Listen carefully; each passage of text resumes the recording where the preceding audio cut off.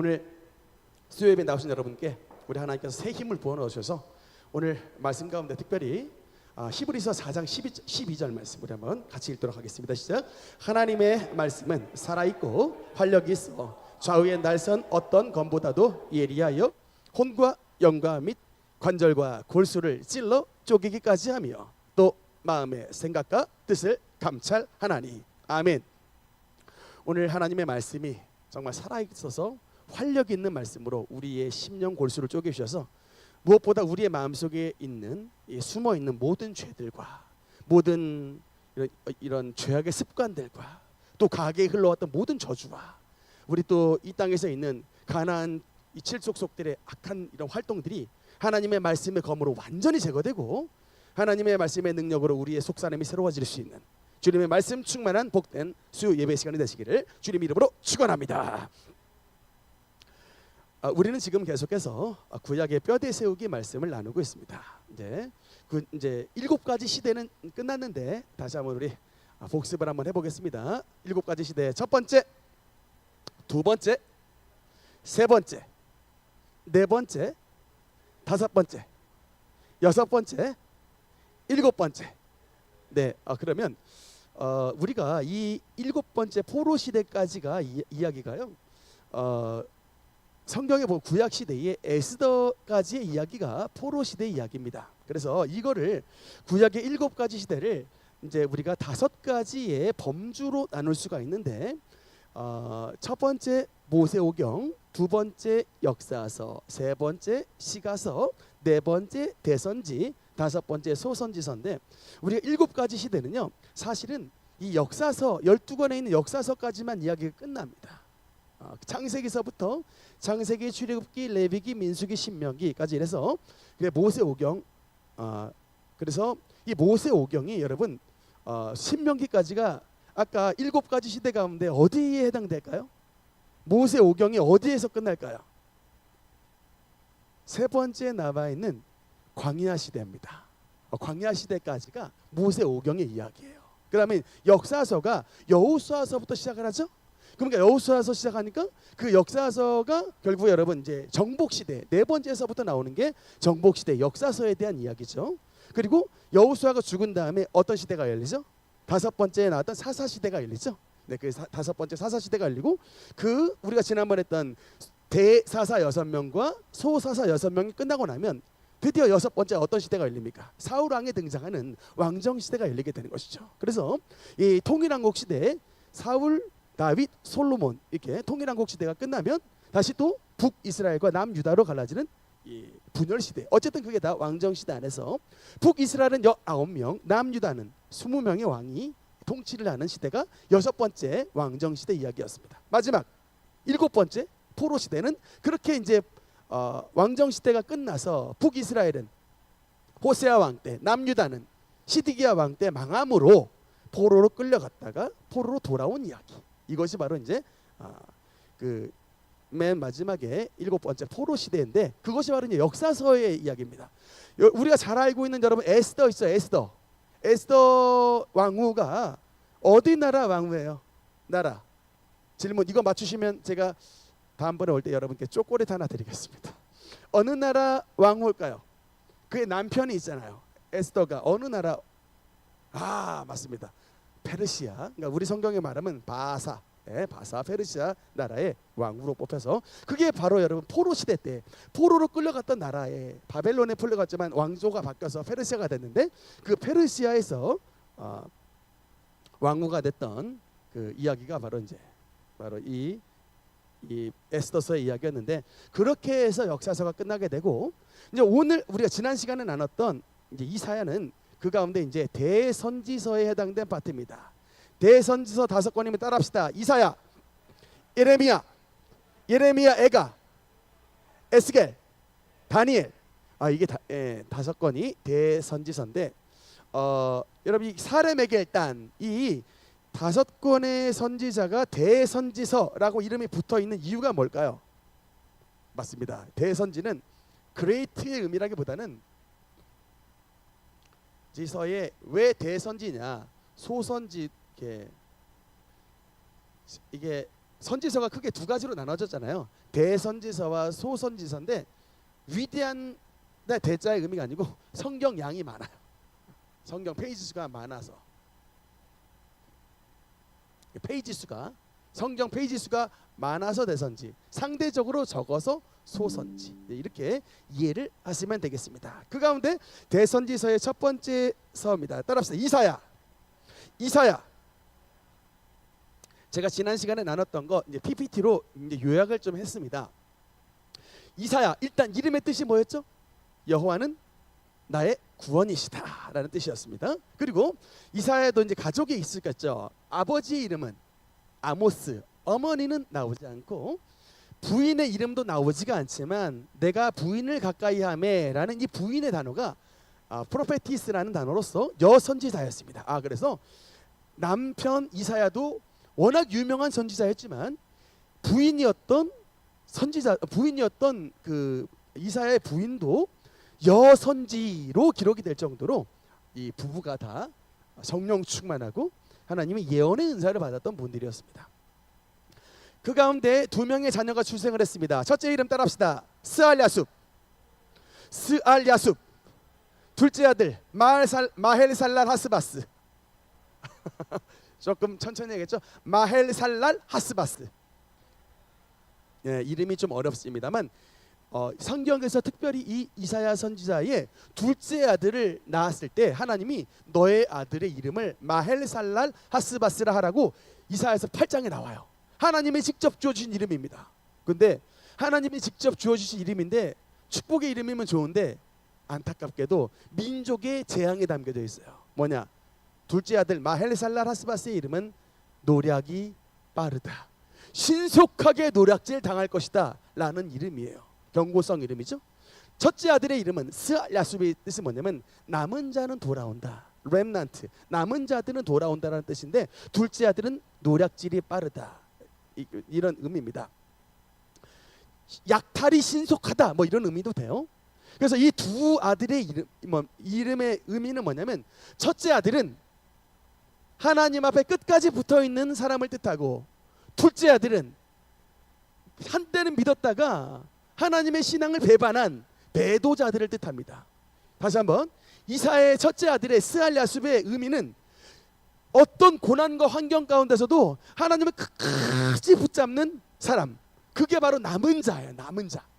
다른 사람 다 도망갔는데 끝까지 교회를 지키고 끝까지 가정을 지키고 끝까지 신앙을 지키는 남은 자. 이런 남은 자는 하나님이 반드시 고토로 돌아오게 하나님이 지켜주신다는 거예요. 스알야숲 약속입니다. 그러나 두 번째로 뭐냐면 마헬살랄 하스바스, 뭐냐면 대부분 사람들이 여러분 고난 받으면 어떻게 돼요? 다 도망가죠. 그냥 내 살 길 찾아 도망갑니다. 심지어는 하나님도 버려요. 요새 교회도 버리고 하나님도 버리고 다 버립니다. 그냥 뭐 다 내팽개쳐 버려요. 근데 회개하고 돌아오면 좋은데 끝까지 그냥 내팽개치고 버려버리고 떠나는 걸로 마무리가 되면 하나님이 뭐라면 신속하게 약탈당할 것이다, 신속하게 노략질 당할 것이다 라는 하나님의 경고의 말씀입니다. 그래서 여러분, 이게 주님의 아들이라 할지라도 두 아들로 나눠지는 거예요. 하나는 스알야숲의 부류가 있고 하나는 마헬살랄 하스바스가 있습니다. 여러분은 어떤 자녀가 되어야 되겠습니까? 스알야숲이 돼야 되는 거예요. 마헬살랄 하스바스가 되지 말라는 의미에서 반면교사의 이름으로 우리에게 이 이름을 주셨다라고 하는 것입니다. 이 이사야서는 그래서 이 이사야 선지자의 가족들을 통해서도 하나님의 예표가 나타나 있다. 그 다음에 세 번째, 이사야서의 별명이 두 가지가 있습니다. 첫 번째는 뭐였죠? 따라합시다. 제5복음서. 왜 제5복음서라는 별명이 붙어 있냐면 다른 선지서와는 달리 정말 예수 그리스도에 대한 예언이 최대로 많이 들어있어요. 오늘 이 부분에 좀 중심적으로 할 건데, 그래서 원래는 4복음서잖아요. 마태, 마가, 누가, 요한인데 5복음서, 다섯 번째 복음서를 후보를 뽑자면 뭐가 들어가겠느냐 했을 때 어거스틴 선생님께서 이사야입니다 라고 말씀을 하셔서 그 이사야서가 제5복음서라고 하는 그런 별명이 붙어 있습니다. 그 다음에 두 번째 별명을 따라합시다. 작은 성경. 왜 작은 성경이라는 별명이 있냐면 구약이 몇 권이에요? 구약은 39권, 신약은 27권이죠. 바로 이 모양이 이사야서에 그대로 있어요. 이사야서는 여러분 그래서 총 몇 장의 성경일까요? 이사야는 총 몇 장의 말씀일까요? 66장이에요. 성경이 66권이듯이 이사야서는 66장입니다. 근데 구조가 똑같아요. 1장서부터 39장까지는 마치 구약을 예표하는 심판의 말씀. 그 다음에 40장서부터 여러분 66장까지 27권이 다 뭐에 대한 말씀이냐? 마치 신약 성경처럼 회복과 축복에 대한 말씀이에요. 그래서 이사야서는 별명이 리틀 바이블, 작은 성경이라고 하는 이런 별명이 붙어 있습니다. 그래서 이 두 가지의 별명을 기억해 주시면 좋고요. 이사야 선지자가 활동했던 시기에 왕들이 어떤 왕들이 있었느냐? 네, 그래서 우리 이사야서 1장 1절 말씀에 보면 이제 우시야서부터 시작해서 어디까지 옵니까? 히스기야 시대에라고 나오죠. 우리 지난번 남유다 20명의 왕 나왔었는데 우시야가 몇 대 왕이요? 10대. 그래서 우시야, 요담, 아하스, 히스기야. 그래서 우리는 이거 옛날에 이거 말씀 배우기 전에는 이사야서 1장 읽으면 도대체 이게 뭐 왕들이 누구 왕이야 하지만 이걸 배웠으면 20명의 족보가 쫙 나오므로 10대, 11대, 13대까지 10대, 11, 12, 13대까지 이사야 선지자가 바로 우시야서부터 히스기야 때까지 활동했구나라고 딱 이해하시면 아주 이제 성경의 박사 코스로 들어가시는 것입니다. 이렇게 좀 정리를 하면서 보시면 좋아요. 다음 시간에 예레미야 할 텐데 예레미야는 여러분 어디서부터 나올까요? 참고로 예레미야는 어디서부터 나올까요? 16대 요시야서부터 나와요. 요시야서부터 어디까지? 망했죠? 시드기야까지. 그 시대에 나오는 거예요. 요시야, 여호와스, 여호야김, 여호야킨, 시드기야까지의 이야기가 딱 나온 겁니다. 그러니까 이렇게 벌써 20대의 왕조 얘기가 탁 나오면 딱딱 이게 어디의 왕 때 무슨 일이 있었구나라는 것을 이게 이제 조금 파노라마 펼치듯이 이해가 잘 되는 것입니다. 이거는 이제 능력교회 수요 예배 정도 드려야 수준 있는 성도가 되는 거야. 믿으시면 아멘. 아멘 강요하는 것 같습니다. 네, 참고로 히스기야 다음에 아들이 므낫세라는 이제 왕, 히스기야 왕의 아들인데 이때에 아마도 선지자 이사야가 므낫세 왕 때에 순교했던 것으로 추정이 됩니다. 그렇게 하시고요. 소명 파트는 넘어가겠습니다. 오늘은 이제 아까도 잠깐 말씀드렸지만 이사야서의 구조는 크게 두 가지였다. 1장부터 39장까지는 심판, 40장에서부터 66장까지는 회복, 두 가지로 딱 나눠져요. 이렇게 딱 보시면 돼요. 성경 39권 27권 딱 보듯이 이사야서는 66장 많지만 딱 그거 보시면 돼요. 39장까지는 심판, 그 다음에 40장에서부터 66장까지는 회복. 이렇게 이해하시면 이제 이사야서는 전체 머릿속에 딱 드는 것이 됩니다. 오늘은 이제 그 가운데 핵심인 오늘은 이제 그 그리스도에 대한 10가지의 그 예언과 그림자에 대해서 우리 한번 보겠습니다.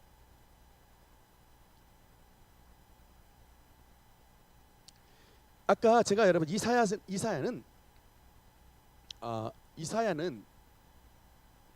첫 번째 중요한 별명이 있었죠. 가장 중요한 별명. 첫 번째 별명이 뭐였죠?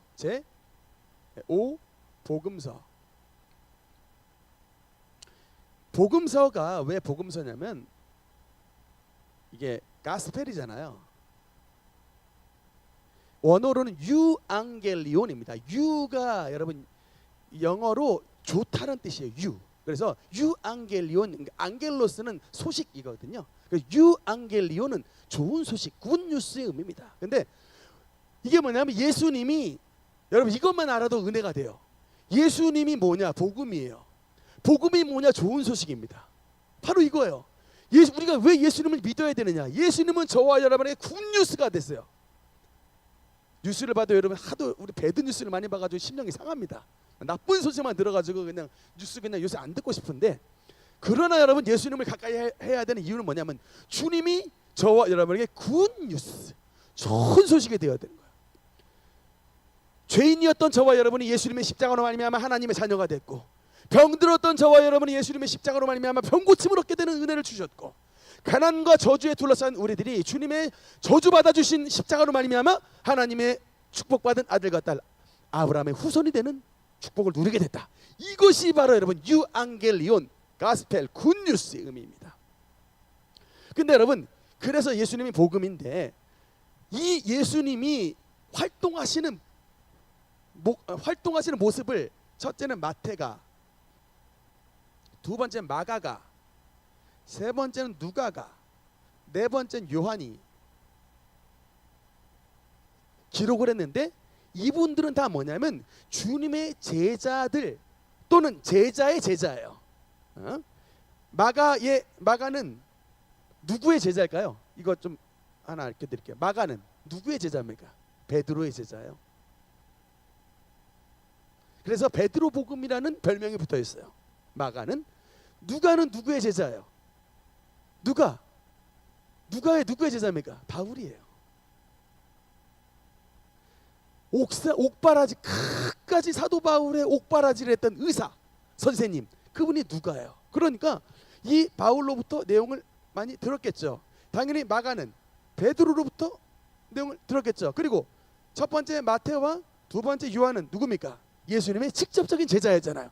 예수님을 말씀을 직접 보고, 특히 여러분 이 요한은 뭐냐면 예수님의 그 최후의 만찬의 장면에 보면 주님께 이렇게 기댄 사람이 있어요. 그분이 요한이에요. 예수님의 가슴팍에 기대어 주님의 음성을 가장 가까이에서 들었던, 가장 사랑받는 제자 요한입니다. 그러니까 이 네 명의 특징은 뭐냐면 예수님의 행적을 직접 보고 또 간접적으로 들어서 하나님 아들 예수님에 대한 행적을 기록한 것인데, 놀랍게도 제5복음서의 저자 이사야는요 뭐냐, 예수님이 오시기 전의 인물이, 이게 너무나도 신기한 따름입니다. 이분들은요 관찰자들이에요. 직접 봤거나 또 간접적으로 들었거나 오셨던 예수님에 대해서 행적을 기록한 건데, 이 이사야는 누구냐, 무려 예수님이 오시기 800년 전에 이렇게 예수님이 오셔서 활동하실 것이다를 미리 기록한. 그래서 여러분 예수님이 공생의 사역을 하실 때 가장 많이 인용하신 성경 말씀이 누구냐, 이사야의 말씀을 가장 많이 인용했어요. 그런 겁니다. 그래서 제 5복음서예요. 이사야의 말씀을 가장 많이 인용하셨습니다. 예수님이. 이런 관점에서 이제 10가지의 이사야서에 나와 있는 예수님에 대한 그림자를 보겠습니다. 네, 첫 번째 이사야서 7장 7절 말씀. 여기서 한번 또 눌러주세요. 네, 7장 14절 말씀 읽겠습니다. 시작. 네.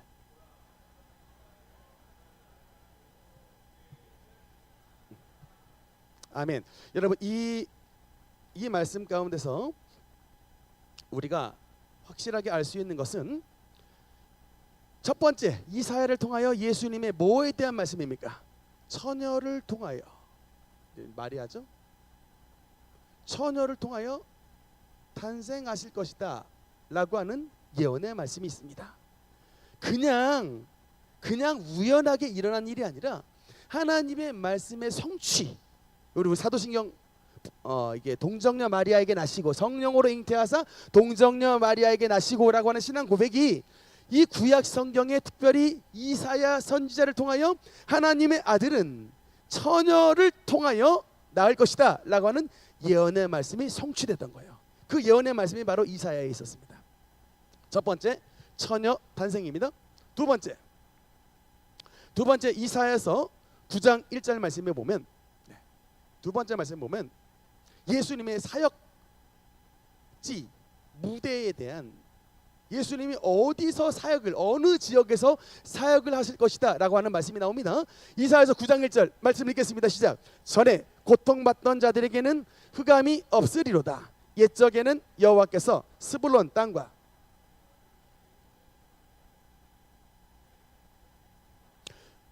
이방의 갈릴리를 영화롭게 하셨느니라. 아멘. 여러분 이게 뭐라고 말씀했죠? 옛날에 하나님께서 스불론 땅과 납달리 땅, 거기가 갈릴리 호수가 있는 장소인데 그 땅을 주님께서 이제 멸시를 당하게 하셨던지 후에는 갈릴리를 영화롭게 하셨느니라. 왜 영화롭게 돼요? 갈릴리가 왜 갈릴리가 영화롭게 됩니까? 예수님의 사역 무대예요. 여러분 알고 있는 가버나움, 우리 유명한 자리죠. 또 예수님이 처음으로 기적을 일으킨 장소가 어디입니까? 물이 변화의 포도주가 된 쪼꼬렛 이름, 그죠? 가나.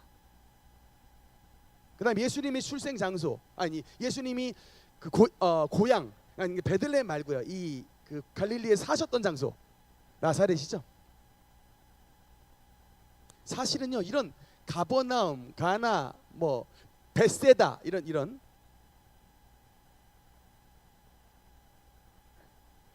장소들은 사실은 전혀 완전히 촌구석이라 그 아무도 주목을 하지 않았던 장소였어요. 근데 우리가 이름 다 압니다. 옛날에 빌라 이름도 가나 빌라 있었죠. 네. 우리 정대한 장로님께서 지으셨던 빌라 이름이 가나 빌라였습니다. 네. 기적의 빌라. 예수님의 은혜가 나타나는 장소.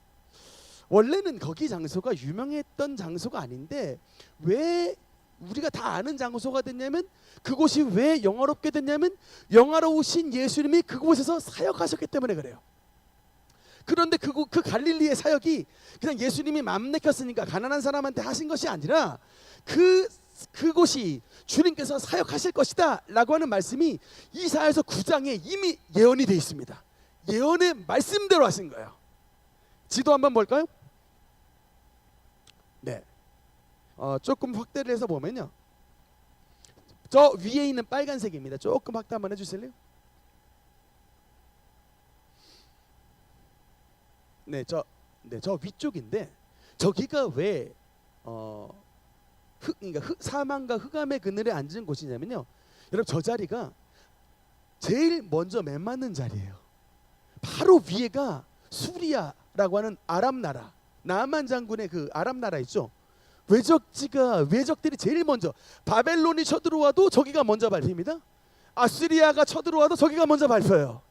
그러니까 여러분, 그러니까 이 사마리아 지나고 유대 나라가 그나마 좀 좋은 이유가 뭐냐면 좀 피할 수 있는 여력이 있는 거예요. 제일 먼저 밟히는 자리가 저 갈릴리입니다. 근데 저 밑으로 좀 보여주세요. 사마리아 지나서 저 아래 유대, 여기는 야 갈릴리에 지금 쳐들어왔단다 라고 하면 여러분 저 유대 사람들은 뭐예요? 피난 갈 수 있는 조금 여력이 있는 거예요. 그래서 부자들은 주로 저 유대 지방에 살았습니다. 저쪽에.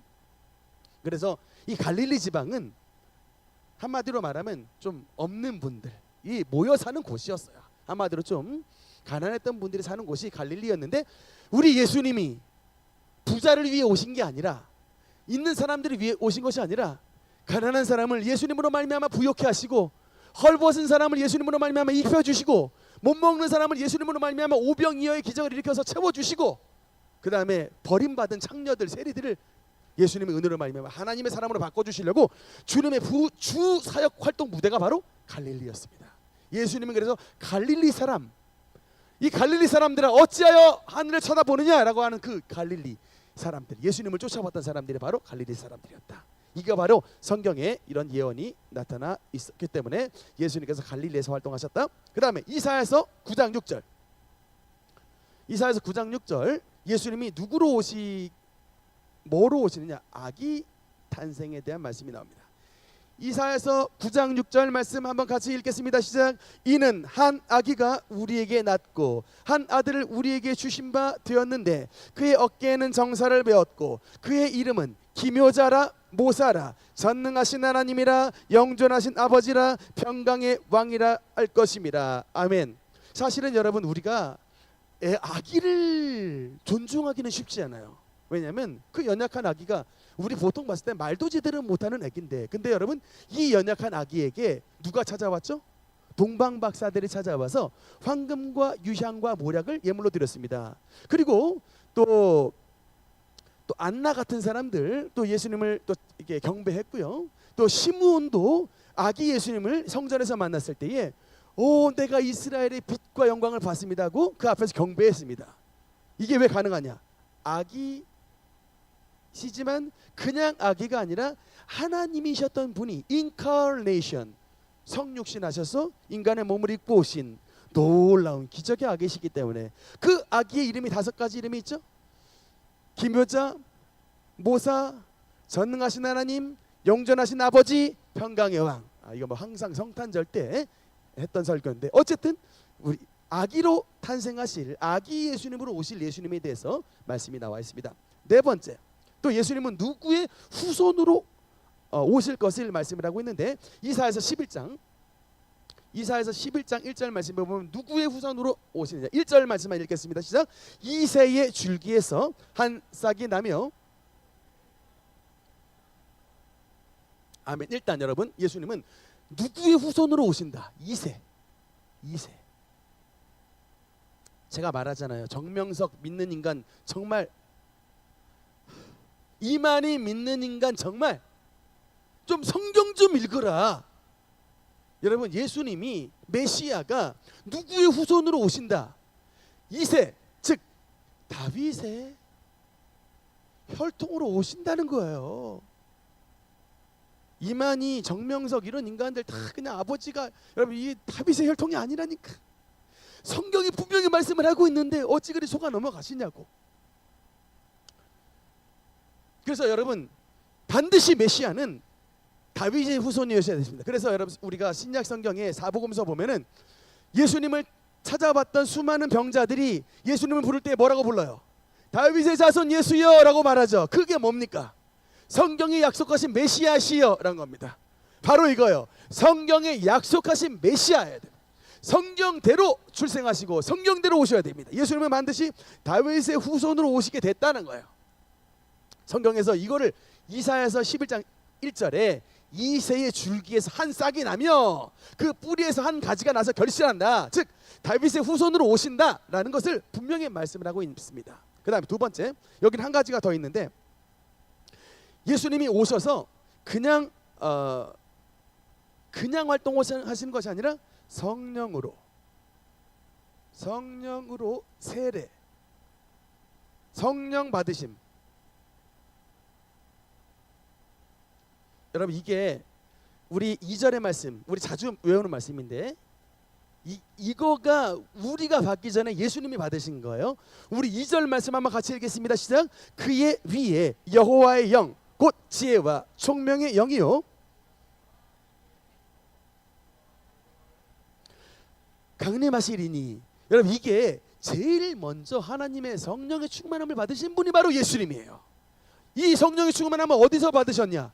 요한에게 세례를 받으실 때에 하늘의 문이 열리고 성령이 비둘기같이 임하셨을 때에 바로 이 여호와의 영, 지혜와 총명의 신이시요 모략과 재능의 영이시요 지식과 여호와를 경외하는 하나님의 영이 예수님에게 임하신 거예요. 이때에 하나님의 놀라우신 능력이 나타나서 하나님의 기적의 아들이 됐던 겁니다. 즉 이 사건이 나타나기 전에는 예수님도 그냥 평범한 하나님의 그냥 평범한 인간으로 살았어요. 인간의 모습을 똑같이 평범한 인간 살았다가 이 요한에게 세례를 받으실 때에 하늘 문이 열리고 성령이 비둘기같이 예수님께서 임하셨을 때에 하나님의 권능이 그때서부터 나타났던 것입니다. 여러분, 그리고 우리에게도 말씀하시는 건 뭐냐면, 우리가 지금 이렇게 죄인이고 연약하고 그야말로 그냥 세상에서 허덕이며 살지만 우리 예수님이 하나님의 성령의 힘을 입어 귀신을 쫓아내고 놀라운 능력이 나타났듯이 저와 여러분도요, 하나님의 능력이 우리에게 임하면 예수님의 나타나셨던 기적의 역사가 우리에게도 나타나는 것을 믿으시기 바라는 것입니다. 이것을 보여주시기 위해 예수님께서 성령을 받는 수세자가 되셨던 거예요. 그래서 예수님도 성령을 받아서 사역하셨다. 본인의 힘이 아니라 예수님도 성령의 능력을 충만하게 받아 하나님의 일을 하셨다. 이것을 보여주고 있습니다. 이것도 성경의 예언을 하고 있는 것입니다. 이렇게 이런 사역을 하실 것이다 라는 말씀이 나오고요. 그 다음에 5번째, 예수님이 또 어떤 사역을 하실 거냐면 이사야서 35장 5절 말씀입니다. 예수님의 사역에 대해서 말씀합니다. 우리 5절 6절 두 절 한번 읽겠습니다. 시작. 그때에 맹인의 눈이 밝을 것이며 못 듣는 사람의 귀가 열릴 것이며 그때에 저는 자는 사슴같이 뛸 것이며 말 못하는 자의 혀는 노래하리니 이는 광야에서 물이 솟겠고 사막에서 시내가 흐를 것임이라. 아멘. 이게 여러분, 광야에서 뭐가요? 광야에서 시냇물이 흐르고 또 사막에서 사막에서 시내가 흐르고 광야에 샘물이 솟는다. 말이 안 되는 일이죠. 어떻게 사막에서 시내가 흐릅니까? 사막은 사막이지. 근데 예수 그리스도의 은혜로 말미암아 광야와 같고 사막과 같은 인생이 그야말로 시냇물이 졸졸 흐르는 물된 동산과 같은 은혜를 누리게 되는데, 구체적으로 어떤 은혜를 누리게 되느냐? 기적이 나타난다는 거예요. 맹인이 어떻게 된다? 눈을 뜨게 되고, 또 뭐라고 나옵니까? 못 듣는 삶. 이게 귀 머거리라고 옛날 성경에 귀 못 듣는 사람이 귀가 열리게 되고 말하게 되고, 또 뭐라고 말합니까? 말 못하는 자의 혀는 노래하리니. 이 말씀이 나오잖아요. 저는 자는 사슴과 같이 뛴다. 저는 자는 뛴다. 이게 다 예수님의 사역과 주님의 제자들의 사역에 그대로 나타났죠. 맹인 눈 뜬 거 누굽니까? 바디메오가 눈을 떴다네. 여러분, 이게 바로 예수님이 사역이 그냥 맹인의 눈을 고치신 게 아니라 이사야에서 35장 5절 6절에 말씀하신 맹인의 눈이 밝을 것이며 에 대한 약속이 성취된 거예요.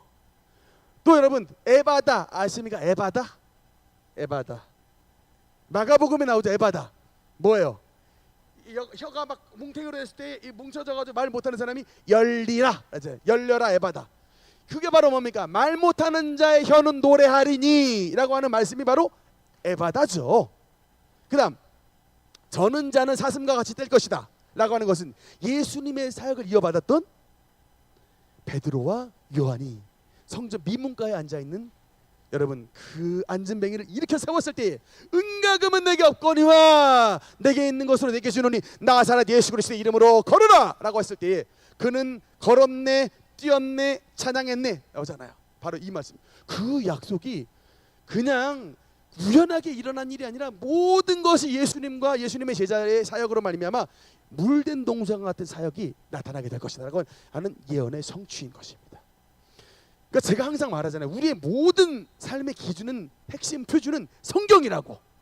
성경에 없는 소리를 하면 그게 바로 거짓말이라고.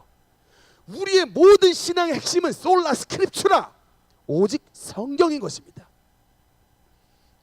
지금 우리 사순절 기간에 이게 마가복음 필사하시는 분들, 또 성경 읽으신 분들 계신데 참 잘하시고 있습니다. 참 잘하시고 있어요. 좀 힘들죠? 여러분, 저도 맨날 써요.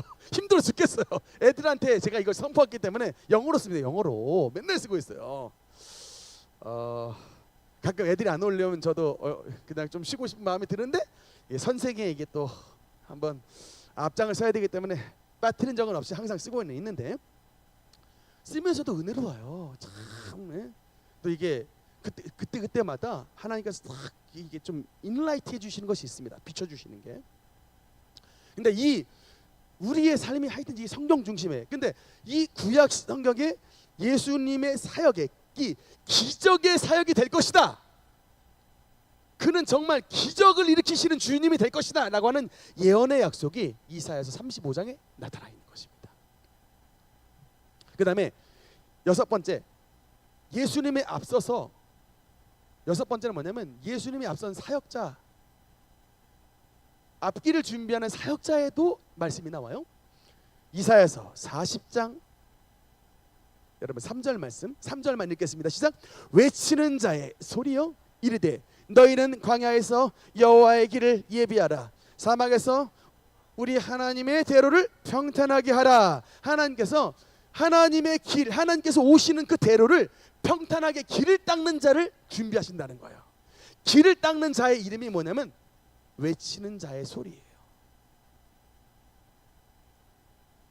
외치는 자의 소리라는 사역자가 나타나서 여호와께서 오시는 길을 평탄하게 할 것이다 라고 하는 예언의 말씀이 나오는데, 놀랍게도 이 말씀을 여러분 누가 그대로 인용하느냐? 요한복음 1장 23절만 읽겠습니다. 시작. 이르되 나는 선지자 이사야의 말과 같이 주의 길을 곧게 하라고 광야에서 외치는 자의 소리로라. I am the voice of wilderness. 나는 이사야 선지자가 말한 바로 그 외치는 광야의 소리다. 광야의 소리다. 이게 바로 누구예요? 유명한 세례 요한입니다. 세례 요한의 등장은 하나님이 800년 전에 그가 이미 예수님께서 오시기 전에 그가 길을 닦을 것이다라고 하는 예언의 말씀대로 하나님이 미리 아신 인물이에요. 참, 야, 예수님 말고요, 여러분, 예수님의 길을 예비하는 사신. 이 사람은 또 하나의 별명은 뭐냐면 신랑의 친구예요. 예수님의 친구라고 불립니다. 결혼 잔치에서 결혼식을 할 때에 그는 흥하여야겠고 나는 쇠하여야 하리라는 말씀을 통해서 자기는 신랑이 신부를 만나는 이 기쁨에 충만하다. 나는 신랑의 친구다라고 말하는, 참 세상에 이런 겸손한 사람이 있을까 싶어요. 항상 제가 이 대선 전국 때마다 항상 느끼는 건데, 인기가 몰리면요 우리 모든 사람들 다 대통령 선거에 나서려고 합니다. 지금 여러분 근데 저 요한복음 1장 22, 23절의 말씀은 뭐냐면 온 백성이 여러분 세례 요한을 메시아로 바라볼 때예요. 저 때입니다.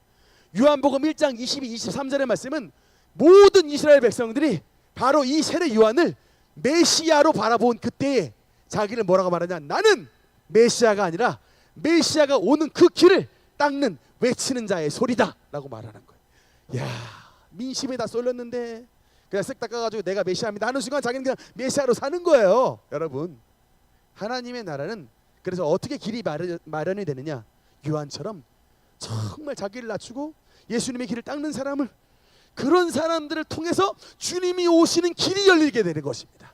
반대로 주님이 오시는 길이 막히는 때가 언제냐, 성령께서 오시는 길이 어느 때 막히냐, 교만해가지고 내가 짱이야, 내가 제일 잘났어 라고 하는 사람들이 교회에 꽉 들어서면 하나님의 성령이 임하시는 길이 막히는 것입니다. 바로 이 싸움이에요. 우리는 정말 요한이 될 것이냐, 가짜 메시아의 유혹을 주는 이 사탄의 길을 쫓아갈 것이냐, 이 싸움이에요 여러분, 이 싸움. 그런데 놀랍게도 세례 요한은 자신의 모든 인기, 자신의 모든 사람들이 바라보는 이 모든 시선을 누구에게 돌린 거예요? 이 모든 시선을 주님께 돌렸습니다. 모든 시선을, 자기를 바라보는 모든 시선을 주님께로 돌려버리는 이런 인물이 세례 요한이에요. 저는 제가 봤을 땐 따라갈 사람이 없습니다. 이런 분은 정말이에요. 인기가 민심이 다 쏠렸는데 그래서 정말 존경해요. 그래서 예수님이 여러분 요한을 가르쳐 뭐라고 말합니까? 여자가 낳은 자 중에 세례 요한보다 큰 이가 없도다. 예수님이 그렇게 칭찬해 주시더라. 여러분이 하나님 안에서 겸손하고 정직하고 거룩한 삶을 살아가면 하나님께서 반드시 여러분의 삶에 합당한 칭찬과 은혜를 공급해 주실 줄 믿습니다. 네. 그다음에 7번째, 좀 짧게 빨리빨리 하겠습니다. 7번째, 그 유명한 이사야서 53장의 말씀부터 잠깐 53장 5절만 읽겠습니다. 23장 5절 읽겠습니다. 시작. 그가 찔림은 우리의 허물 때문이요 그가 상함은 우리의 죄악 때문이라. 그가 징계를 받음으로 우리는 평화를 누리고 그가 채찍에 맞음으로 우리는 나음을 받았도다. 7번째 이사야가 바라봤던 예수 그리스도의 예언의 모습은 바로 고난받는 종입니다. 고난의 종이에요. 왜 하나님의 아들 메시아 예수님이 왜 고난을 받으셔야 됐느냐? 그가 찔림, 우리의 허물, 그러니까 바로 이거예요. 형광펜 옆에 있는, 그러니까 네 가지의 예수님의 고난이 나오죠. 찔림, 상함, 징계, 채찍. 주님의 찔림과 주님의 상함과 주님의 징계와 주님의 채찍 맞으심은 바로 그 옆에 있는 뭐 때문에? 우리의 허물과 우리의 죄악과 우리의 징계와 우리의 나음을 위해 예수님께서 고난의 종이 되어 주신 겁니다. 이거를 여러분 선지자 이사야가 예수님이 오시기 전에 이미 바라봤다. 저는 환상 가운데 이 모습을 봤다고 봐요. 이 모습을 보면서 이사야는 예언을 했습니다. 그가 찔림은 우리의 허물을 인하며 그가 상함은 우리의 죄악을 인함이라. 그가 징계를 받음으로 우리는 평안을 누리고 그가 채찍에 맞음으로 우리는 나음을 입었도다. 아직 예수님이 오시기 전이지만 환상 가운데에 예수님이 고난당하실 이 모습을 그대로 보고, 환상 가운데 그대로 보고 말씀을 기록해 놓으신 것입니다. 저 말씀대로 예수님은 십자가에서 갈보리 언덕에서 우리를 위해 고난의 종이 되어 오셨습니다. 여러분 혹시 근데 그거 아세요? 오늘날 유대인들이 성경을 읽는데 딱 못 읽는 금서가 있습니다. 유대인들이 딱 못 읽는 금서 파트가 있어요. 어디냐? 이사야서 53장입니다. 이건 못 읽어요. 유대인들이 물어봤어요. 나중에 유대인들 만날 기회가 있으면 이사야서 53장 읽어본 적이 있냐라고 물어보셔야 돼요. 안 읽습니다. 근데 안 읽는데 이유를 모르고 그냥 전통적으로 여기는 읽으면 안 돼 그러고 넘어가요. 이유를 몰라요. 그래서 여러분 요새 그 이스라엘에 가서 유대인들에게 복음을 전하시는 분들이 있는데 뭘 말씀을 가지고 전도를 하시냐? 이사야서 53장의 말씀을 가지고 너 이거 안 읽는데 왜 안 읽었는지 생각해 본 적 있냐? 그러니까 글쎄 읽지 말라고 해서 그냥 안 읽었지 왜 안 읽었는지에 대한 생각 한 번도 안 해봤다는 거예요. 한번 봐라. 이게 도대체 누구에 대한 이야기냐? 여러분 놀랍게도 사도행전 8장에 에티오피아 간다게의 내시를 전도할 때에 빌립 집사님이 꺼내든 말씀이 바로 이사야서 53장의 말씀을 꺼내들고 전도를 해요. 그래서 그 에티오피아 전체를 기독교 국가로 변화시켰지 않습니까? 그 말씀입니다. 근데 유대인들이 이 말씀 못 읽게 해요. 왜요? 읽으면 예수님이 바로 보이거든요. 니네가 지금 가짜 메시아라고 말한 그 메시아가 성경에 어떻게 죽는지에 대한 말씀이 나온다는 거예요. 근데 걔네들은 전통에 따라 읽지 않고 넘어가는데 알리야 프로젝트에 따라서 지금 유대인들을 본토로 지금 돌아오라고 지금 선교사님들이 막 해외에서 지금 전도하고 계시는데 유대인들이 이 말씀을 펼치니까 여러분 그래서 이 말씀이 감동을 받은 메시아닉 주 유대인들이 예수님을 믿는 유대인들이 엄청나게 많이 들었어요. 놀라운 사실은 유대인들이 주님 앞으로 돌아오는 때가 예수님의 재림의 때입니다. 로마서 10장에 말씀 나와 있죠. 하나님이 반드시 본토 자식들을 회복시키셔서 버리지 아니하시고 구원시키신다라는 약속이 나왔는데 그동안은 성취가 안 됐다가 지금 우리 시대에 어마어마하게 성취되고 있습니다. 예수님을 믿는 유대인들이 돌아오고 있어요. 바로 이 이사야서 53장의 말씀을 읽고서 돌아오고 있다. 놀라운 일입니다. 여덟 번째, 이제 고난받는 종 말고 그 다음에 예수님이 이사야서 61장의 말씀입니다. 유명한 말씀입니다. 61장 1절 말씀. 이사야서 61장 1절 말씀 한번 읽겠습니다. 시작. 주 여호와의 영이 내게 내리셨으니 이는 여호와께서 내게 기름을 부으사 가난한 자에게 아름다운 소식을 전하게 하려 하심이라. 나를 보내사 마음이 상한 자를 고치며 포로된 자에게 자유를 갇힌 자에게 노임을 선포하며. 여러분 이거 예수님이 누가복음에서 말씀하신 나사렛 회당 설교인데 조금 예수님이 살짝 변형하신 말씀이긴 하나 내용은 똑같습니다. 어쨌든 나사렛 회당에서 취임하신 그 설교 취임 날에 주님께서 이사야서 61장 1절의 말씀을 꺼내들고 말씀하신 거예요. 이 말씀이 너희 귀에 응하였느니라 라고 하는 그 설교입니다. 그래서 여덟 번째 예수님의 사역은 뭐냐면 성령 받아서 성령을 통해서 뭐냐면 하나님의 아름다운, 한마디로 말하면 성령을 통하여 이겁니다. 예수님을 믿는 자에게 뭘 주신다? 따라합시다. 희년. 여러분 주빌리. 제가 성경에서 제일 좋아하는 단어 중에 하나예요. 희년이 뭐예요, 여러분? 돌아오는 날입니다. 주빌리. 이게 여러분 이게 요벨, 이게 단어 나온 뿔라파를 부는 날이에요. 빠바밤 뿔라파를 쫙 50년째 한번 부는데 빠바밤 요벨 희년의 나팔이 부른 순간 누가 돌아오느냐? 종으로 팔려갔던 우리 누이, 종으로 팔려갔던 우리 자식들이 돌아오는 거예요. 빠바밤 희년의 나팔이 부는 순간 나에게 뺏겼던, 남에게 뺏겼던 전토가 돌아옵니다. 그 날이 언제라고요? 희년 주빌리예요. 나팔 부는 날입니다. 여러분 바로 이거예요. 예수님께서 은혜를 전파하게 하려 하심이라 라고 하는 그 말씀이, 예수님이 오신 그 이유가 바로 우리에게 잃어버렸던 것, 모든 것들을 되찾아오는, 종된 자가 자유인이 되고 뺏겼던 토지가 돌아오게 되고 그야말로 우리 가난하게 살았던 우리 모든 사람들이 예수님으로 말미암아 부욕해 되는 역사가, 그게 바로 희년이라는 단어를 통해, 주빌리라는 단어를 통해 주신 거예요. 무슨 말이냐? 예수님을 믿으면 우리에게 희년을 주신다는 겁니다. 뺏겼던 모든 것들 다시 되찾는 거예요. 그래서 여러분, 예수님을 믿으면 축복받는 거예요. 뭐 어떤 사람들은 자꾸 뭐 그냥 기복신앙이냐 이러는데 아니에요. 여러분, 이사야서 61장 1절의 말씀이 여호와의 영, 성령을 받으면 어떻게 된다? 가난한 자에게 아름다운 소식.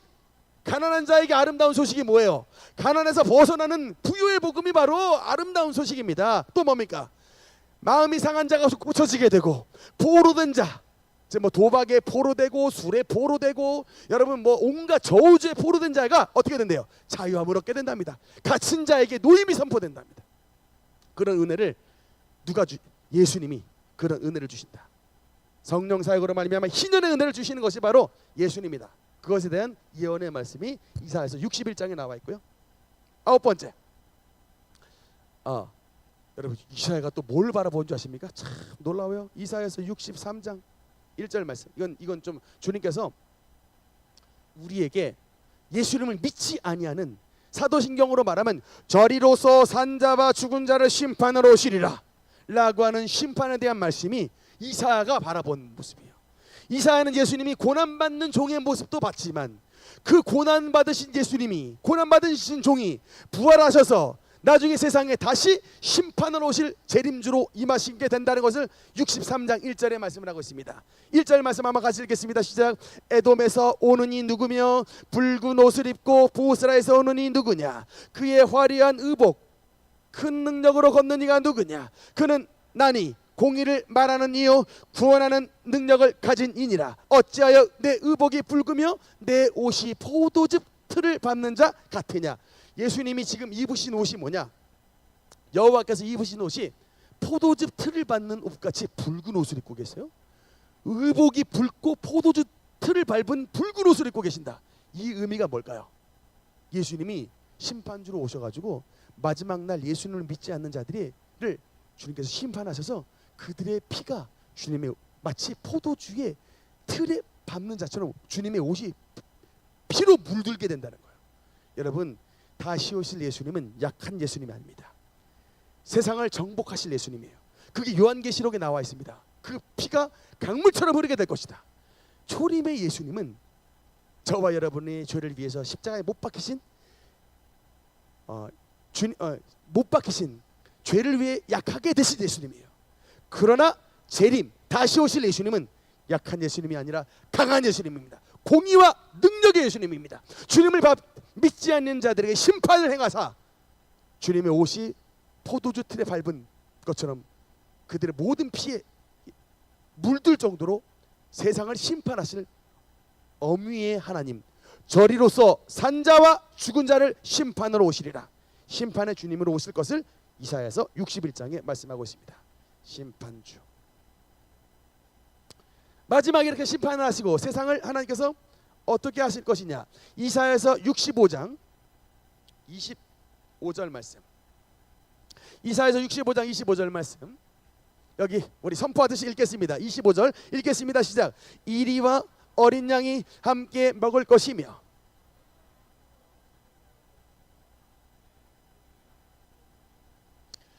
성산에서는 해함도 없고 상함도 없으리라.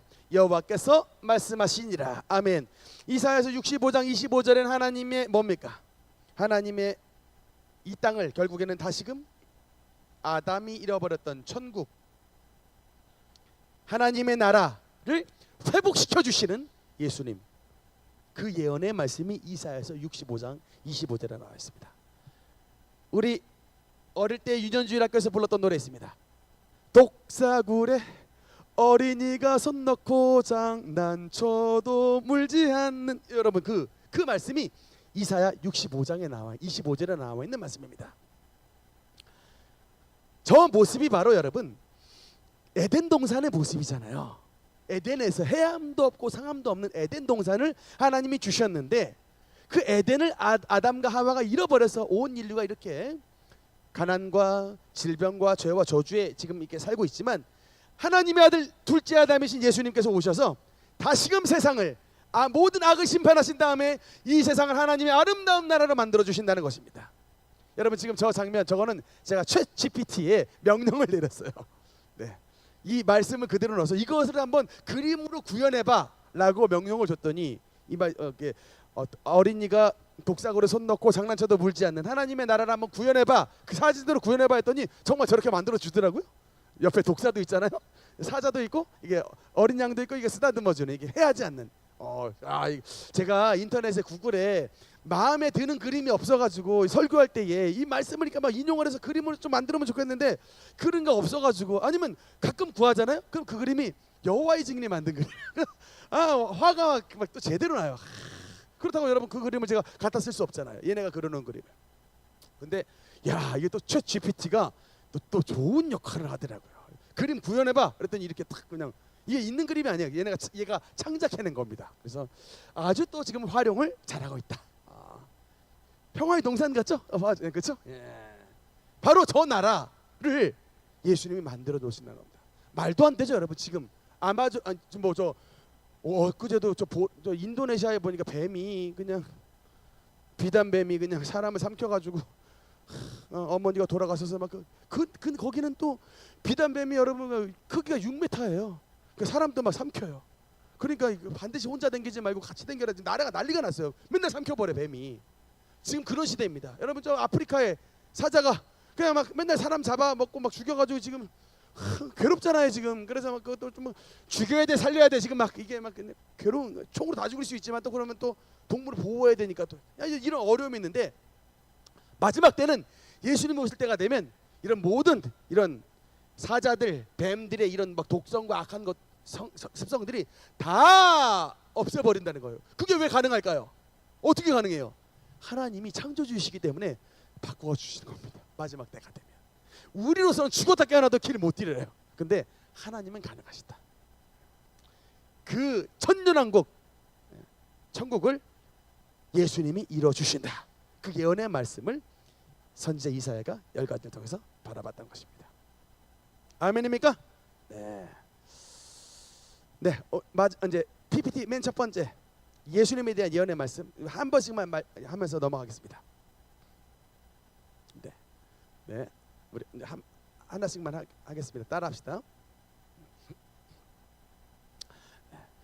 이사야서에 나와 있는 이제 예수님에 대한 예언 첫 번째 처녀 탄생, 두 번째 갈릴리 사역, 세 번째 아기로 오심, 네 번째 한글쯤 눌러주세요. 눌러주세요. 네 번째 다윗의 후손, 다섯 번째 기적의 사역, 여섯 번째 세례 요한, 세례 요한 준비, 일곱 번째 고난 받는 종, 여덟 번째 성령의 사역, 이제 시련을 주신다는 것이고, 아홉 번째 심판의 주, 마지막 열 번째 하나님 나라. 네. 놀랍게도 선지자 이사야가 예수님이 오실 10가지의 예언, 10가지의 그림자를 보고 성경을 통해서 기록해놨다. 그래서 선지자 이사야는 제5복음서라고 하는 영광의 서신이라고 하는 별명이 있습니다. 오늘 이렇게 해서 선지자 이사야에 대한 말씀을 마무리하도록 하겠습니다. 기도하시겠습니다.